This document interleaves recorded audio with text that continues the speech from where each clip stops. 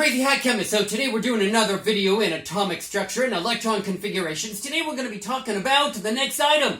Let's get moving. Bam! So today we're going to be talking about the Bohr model for the atom. Okay, so hold on, don't get bored. Okay, the classical view of atomic structure in the early 20th century was that of an electron traveling around the nucleus in an orbit. Okay, any orbit should be possible, and so any energy should be possible. Well, there's the nucleus right in the middle there, and there's an orbit, and that is a satellite orbiting. And so Bohr, the classical view, said that a charged particle moving an electric field will lose energy just like a regular satellite out in space. The end result is going to be that that satellite is still falling right to Earth, and it will fall and end in destruction. So therefore, every now and then we need to push those satellites out there to another orbit again. And the classical view said that that electron would fall into the nucleus and then lead to the destruction of the atom, and yet we know that that is not true. So Bohr said that is an incorrect model, the classical view. So he derived a new model. So he said that electrons exist in stationary states. Those are discrete orbits. Okay, therefore the electron is restricted to a quantized energy states.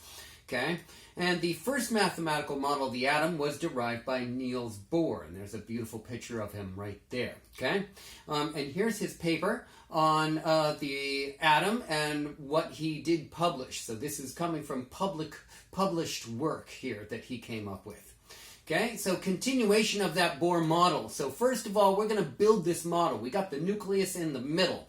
We do know that we have a nuclear model of the atom. Okay, and that is from the gold foil experiment in Ernest Rutherford. But we got that nucleus right there in the middle, and then we got an orbit.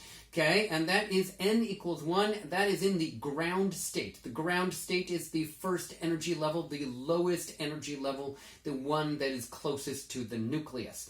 Then outside of that ground state is n equals 2. Notice that that principal quantum number n is increasing by 1. Then n equals 3, n equals 4, n equals 5, etc. Okay, notice that there are no electrons in between orbits. Okay, you cannot fit an electron in between an orbital. It just in an orbit. It does not work. Okay, so we're going to go and talk about a ladder here. So there's rails to the ladder. Those are up and down. That's where you put your hands on the black sections of this ladder. And then there are rungs to the ladder. And we are most interested in the rungs to the ladder. Those are the yellow step portions of this ladder. So let's build our ladder like our atom. So we've got a nucleus right there in the middle, okay, and that first n equals 1 energy state is the first step of the ladder. The second step, n equals 2. The third step, n equals 3, etc. And it keeps on going, n equals 7. And really, theoretically, it continues on to infinity at positive whole integers. Notice that I'm going to have an electron right here at n equals 1. That is in a ground state electron. Okay, any electron that's higher than that, assuming that this is the hydrogen atom, would be an excited electron. So this electron in n equals 2 has an input of energy greater than n equals 1, and therefore it's moved further from the nucleus, and that is an excited electron. Okay. And then notice that we could have even further excited electrons at higher energy levels, like n equals 5 in this case. That's also an excited electron because it's anything greater than n equals 1. Okay? All right, now notice that this electron here is in between the nucleus and n equals 1. Is that possible? No, that is not possible. You cannot put an electron in between the rungs of the ladder. That means electrons must be in discrete energy levels, that is quanta of energy levels, in these specific quantized states. Okay, and that is you can put them at the rungs to the ladder, but you cannot fit them in between. That one is also just riding on top of the rung, but not at the rung, so the answer is no, you can't fit that electron there in between n equals 3 and n equals 4. Okay, so therefore those electrons can only be in discrete possible orbits. Okay, I want to bring up another example, and hopefully this makes sense to you. Okay, this is a bicycle, and you can look at the gears on this bicycle in that back cog where that derailleur is moving that chain. Notice that that chain is in the smallest chain, in the back cog right there, in the back. And you can move that chain in discrete energy levels, but you cannot move that chain in between these cogs in the back. That is another example of quantized energy. You must have enough energy to put that chain in the next energy level, and then the next energy level, etc. Okay? So think about it as either the rungs to a ladder or the chain on a derailleur that is moving on that back chain. Okay? Alright, so here's some atomic humor and then some trivia for you, because I thought you might need some of this to spice up your life.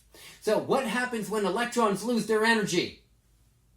Well, they get bored, of course.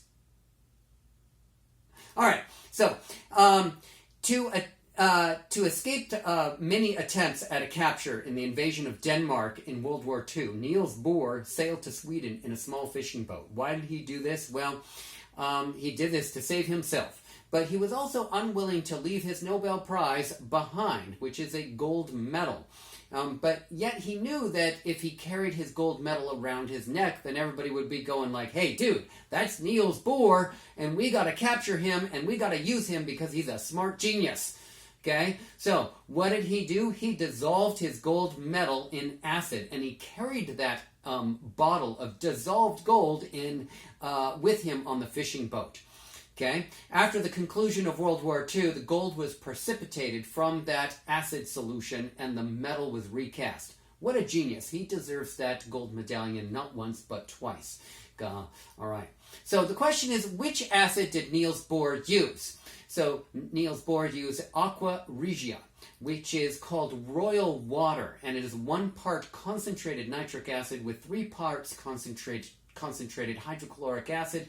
You need to make this fresh, and then you can dissolve the royal metals in this. And the royal metals would include gold and platinum, like my wedding ring, but however not titanium. I have a titanium bicycle frame, so fortunately I can put royal acid on my bicycle frame and it would be perfectly fine, but not my wedding ring. That's not good, so I won't do that.